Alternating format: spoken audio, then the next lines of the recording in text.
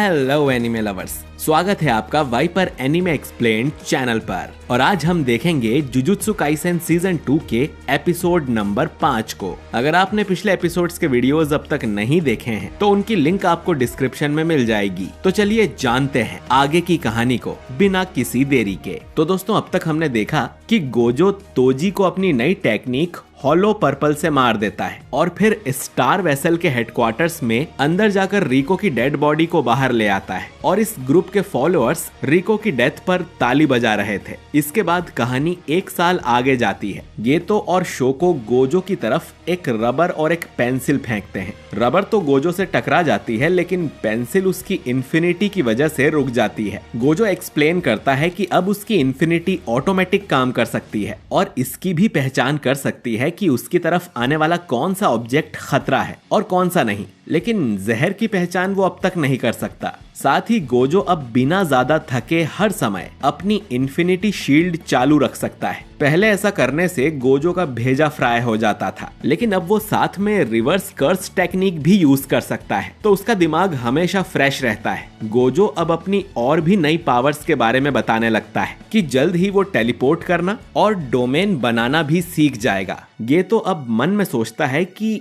Gojo अब उससे कहीं ज्यादा आगे निकलकर सबसे ज्यादा स्ट्रॉन्ग बन चुका है। वो अकेले ही किसी भी मिशन को हैंडल कर सकता है, इसीलिए अब गेतो को भी अकेले ही मिशन पे जाना पड़ता है। और ये समर सॉसेरर्स के लिए काफी बिजी था क्योंकि कर्स्ड स्पिरिट्स की तादाद मच्छरों की तरह बढ़ती ही जा रही थी और उन्हें एब्जॉर्ब करके गेतो थक चुका था। वो बताता है कि कर्स स्पिरिट्स का स्वाद बिल्कुल ऐसा होता है मानो उल्टी में लिपटा कपड़ा निगल लिया हो। अब गेतो अपने रास्ते से भटकता जा रहा था क्योंकि उसने इंसानों का घिनौना रूप देख लिया था। वो जुजुत्सु सॉसेरर बना ही इसीलिए था ताकि वो नॉर्मल इंसानों की मदद कर सके, लेकिन उन फॉलोअर्स की तालियों की गूंज गेतो को अब भी सुनाई दे रही थी। शावर लेने के बाद गेतो अकेले एक कमरे में जाकर बैठ जाता है। तभी हाइबारा गेतो के पास आकर उससे बात करने लगता है और उसे बताता है कि वो एक मिशन के लिए बहुत दूर जा रहा है, तो वो उसके और गोजो के लिए कुछ खाने को जरूर लाएगा। अब गेतो उससे पूछता है कि उसे जुजुत्सु सॉसेरर बन के कैसा लग रहा है। हाइबारा कहता है कि वो इन सब के बारे में ज्यादा नहीं सोचता, लेकिन वो खुश है कि वो अपनी पूरी कोशिश कर रहा है। गेतो उसकी बात से सहमत होता है। तभी इन दोनों के सामने एक औरत आती है और इनसे सवाल करती है कि उन्हें किस टाइप की लड़की पसंद है। गेतो उससे पूछता है कि वो कौन है। वहीं हाइबारा बताता है कि उसे ज्यादा खाने वाली लड़कियां पसंद है। गेतो को यह पसंद नहीं आता कि हाइबारा किसी अनजान को जवाब दे रहा है। इसके बाद हाइबारा गेतो और उस लड़की को अकेला छोड़कर चला जाता है। वो लड़की फिर से गेतो से वही सवाल करती है और गेतो फिर से लड़की की आइडेंटिटी पूछता है। ये लड़की बताती है कि उसका नाम यूकी है और वो एक स्पेशल ग्रेट सॉसेरर है। दोस्तों, यूकी को हमने सीजन 1 में भी देखा था और इसी ने तोदो को ये सवाल करने की आदत लगाई थी।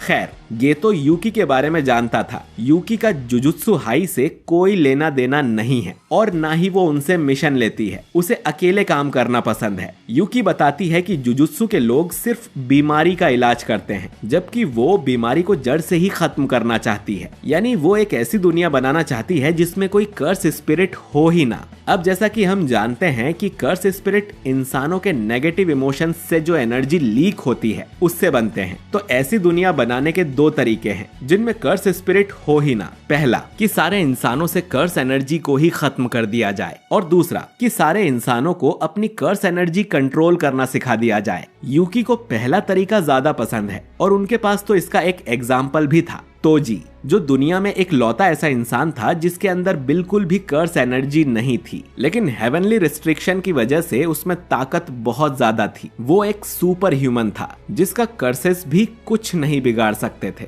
तो उससे हारने पर गेतो को ज्यादा बुरा नहीं लगना चाहिए। यूकी उसे स्टडी करना चाहती थी, लेकिन अब तो वो मर चुका। तो यूकी के पास अब दूसरा तरीका बचता है कि सभी इंसान कर्स एनर्जी को कंट्रोल करना सीख जाएं, क्योंकि जुजुत्सु सॉसेरर्स से कभी कर्स्ड स्पिरिट पैदा नहीं हो सकते, क्योंकि उनके अंदर से नेगेटिव एनर्जी लीक ही नहीं होती, बल्कि लगातार उनकी बॉडी में सर्कुलेट होती रहती है। हाँ, लेकिन कोई जुजुत्सु सॉर्सरर मरने के बाद कर्स बन जाए तो अलग बात है, जैसे सुकुना। तो आसान शब्दों में कहा जाए तो अगर सारे इंसान जुजुत्सु सॉर्सरर बन जाएं तो कर्स्ड स्पिरिट पैदा ही नहीं होंगे। अब गेतो उन फॉलोअर्स के बारे में सोचते हुए कहता है कि अगर हम सारे नॉर्मल इंसानों को ही मार दें तो, लेकिन फिर गेतो होश में आ जाता है। यूकी उसे कहती है कि इंसानों को मारना सबसे आसान तरीका है, इससे बाकी इंसान डर के मारे सॉर्सरर बन जाएंगे। लेकिन ये पागलपन होगा। क्या गेतो को नॉर्मल इंसानों से नफरत है? गेतो इस पर कोई जवाब नहीं दे पाता। उसे लगता था कि सॉर्सरर्स का काम ही यही है कि वो नॉर्मल इंसानों को प्रोटेक्ट करें, पर अब उसे पता नहीं कि इंसानियत बचाने लायक है भी या नहीं। यूकी उसे कहती है कि ये फैसला उसका है कि वो क्या करना चाहता है। इसके बाद वो अपनी बाइक पर बैठ जाती है और जाने से पहले कहती है कि उन्हें आपस में दोस्ती रखनी चाहिए, क्योंकि आगे चलकर वो और गोजो भी स्पेशल ग्रेट सॉर्सरर बन जाएंगे। वो ये भी बताती है कि मास्टर टेंजन अब ठीक है, क्योंकि शायद अब उन्हें कोई दूसरा स्टार प्लाज्मा वेसल मिल गया है। कुछ समय बाद गेतो और नानामी एक मुर्दा घर में होते हैं, क्योंकि हाइबारा की डेथ हो गई थी। नानामी बताता है कि हाइबारा एक सिंपल मिशन पर गया था, जहां उसे ग्रेड 2 के कर्स को मारना था, लेकिन अपने एरिया में वो कर्स ग्रेड 1 हो गया था। गेतो अब कहता है कि नानामी को आराम करना चाहिए, गोजो उस मिशन को देख लेगा, जिस पर नानामी बोलता है कि अब से सारे मिशंस गोजो को ही देने चाहिए। अब गेतो सोचने लगता है कि सॉर्सरर बनना एक मैराथन दौड़ने जैसा है, जिसकी फिनिश लाइन पर कुछ नहीं है, बस उनके साथियों की लाशों के ढेर हैं। अगले महीने गेतो को एक मिशन पर भेजा जाता है, जहां एक गांव के लोगों को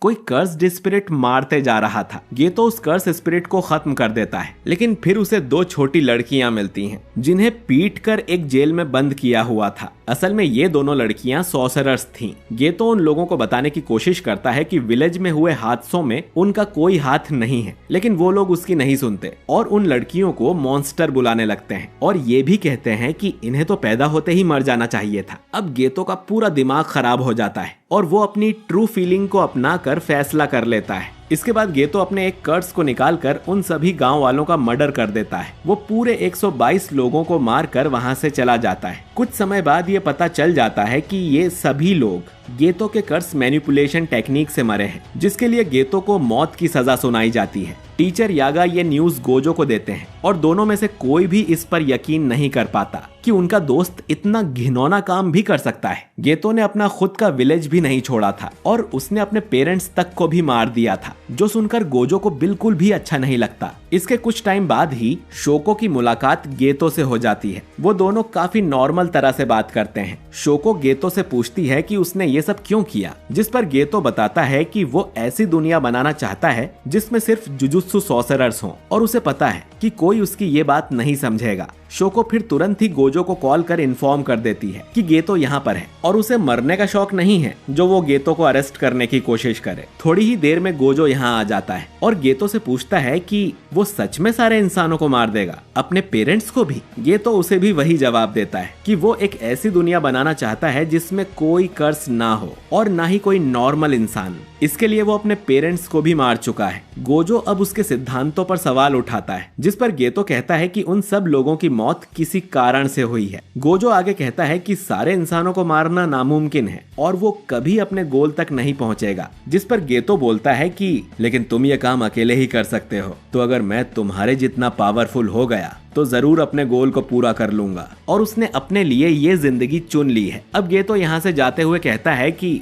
तुम चाहो तो मुझे मार सकते हो, उसका भी कोई कारण होगा। गोजो उस पर अपनी हॉलो टेक्निक पर्पल से निशाना लगाता है, पर वो अपने बेस्ट फ्रेंड को मार नहीं पाता और गेतो यहाँ से भाग निकलता है। बाद में गोजो यागा को बताता है कि वो गेतो को मार नहीं पाया। वो भले ही सबसे स्ट्रॉन्गेस्ट है, लेकिन वो उन्हें ही बचा सकता है जो खुद बचना चाहते हो। इसके बाद हम टाइम वेसल एसोसिएशन के उसी हेडक्वार्टर्स को देखते हैं। गेतो अब इस एसोसिएशन का नया बॉस बनना चाहता है, क्योंकि बंद होने के बाद भी इस ग्रुप के कई सारे फॉलोअर्स हैं। वो उनके लिए प्रीस्ट का काम करेगा और उन्हें कर्सेस से मुक्ति दिलाएगा। इससे गेतो के पास कर्स और पैसे दोनों आएंगे और हम उन दोनों सॉर्सरर लड़कियों को भी यहीं देखते हैं, जिन्हें छोड़कर गेतो ने बाकी सबका मर्डर कर दिया था। खैर, गेतो अब स्टेज पर जाकर घोषणा करता है, ये ऑर्गेनाइजेशन अब से मेरी है और मैं इसका नाम भी बदलने वाला हूँ। कई सारे लोग इस बात के खिलाफ थे, तो गेतो उसी मैनेजर को स्टेज पर बुलाता है जिसे हमने पिछले एपिसोड में देखा था, और वो सबके सामने उसे बेरहमी से कुचलकर मार देता है। अब गेतो सभी को सीधा धमकी देता है कि उन्हें उसकी हर बात माननी पड़ेगी। दूसरी तरफ गोजो को तोजी का बेटा मेगुमी मिल जाता है। वो उसे बताता है कि उसका फादर जेनिन क्लैन से था, वो यहाँ से भाग गया और बाहर आकर उसने मेगुमी को पैदा किया। जेनिन क्लैन को कर्स्ड टेक्निक से बहुत प्यार है। जब मेगुमी 6 साल का होगा तब उसे अपनी कर्स्ड टेक्निक दिखने लगेगी और फिर तोजी मेगुमी को जेनिन क्लैन में बेच देता, लेकिन उसने तोजी को मार दिया है। मेगुमी बोलता है कि उसे कोई फर्क नहीं पड़ता, वो आदमी उसे और उसकी सौतेली बहन को छोड़कर भाग गया था और कभी वापस नहीं लौटा। उन्हें लगा कि वो लोग उनके डिवोर्स के पैसों से ऐश कर रहे होंगे। गोजो अब उससे पूछता है कि क्या वो जेनिन क्लैन में जाना चाहेगा, लेकिन मेगुमी को अपनी बहन सुमुकी की चिंता थी। अगर वो वहाँ चला गया तो क्या वो अकेली खुश रह पाएगी। गोजो मेगुमी की बात समझ जाता है और उसे कहता है कि जेनिन क्लैन को वो संभाल लेगा और उनका ख्याल भी वो ही रखेगा। बदले में मेगुमी को स्ट्रॉन्ग बनना होगा। इसके बाद कहानी 11 साल बाद 2018 यानी प्रेजेंट में आ जाती है। गोजो अपनी पास्ट लाइफ को सपने में देख रहा था। उसे उसके 3 स्टूडेंट्स यूजी, मेगुमी और नोबारा नींद से जगाते हैं। उसने ही इन तीनों को किसी सीक्रेट मिशन के लिए यहाँ बुलाया था। अब गोजो उन तीनों को देखकर खुश हो जाता है और ये एपिसोड यहीं पर खत्म हो जाता है। तो दोस्तों इसी के साथ गोजो का पास्ट आर्क खत्म होता है और कहानी ठीक वहीं पर आ गई जहां पहला सीजन खत्म हुआ था। लेकिन नए एपिसोड से पहले हमें जुजुत्सु काइसेन 0 मूवी और सीजन 1 का रिकैप देखने को मिलेगा ताकि कोई कंफ्यूजन ना हो। और अब जुजुत्सु काइसेन का नया एपिसोड आएगा सीधा 31 अगस्त को, जहां से शुरुआत होगी शिबुया आर्क की, जिसकी बहुत ज्यादा हाइप है। तो उसे मिस ना करने के लिए अगर आपने हमारे चैनल वाइपर एनीमे एक्सप्लेन्ड को सब्सक्राइब नहीं किया है तो जल्दी से सब्सक्राइब करके बेल आइकन दबाइए ताकि आपसे हमारा कोई भी वीडियो मिस ना हो। बाकी वीडियो पसंद आया है तो इसे लाइक और शेयर कीजिए और कमेंट करके बताइए कि गोजो के पास्ट आर्क में आपका सबसे फेवरेट मोमेंट कौन सा था। बाकी मैं मिलता हूं आपसे बहुत ही जल्द एक नए वीडियो के साथ। शुक्रिया।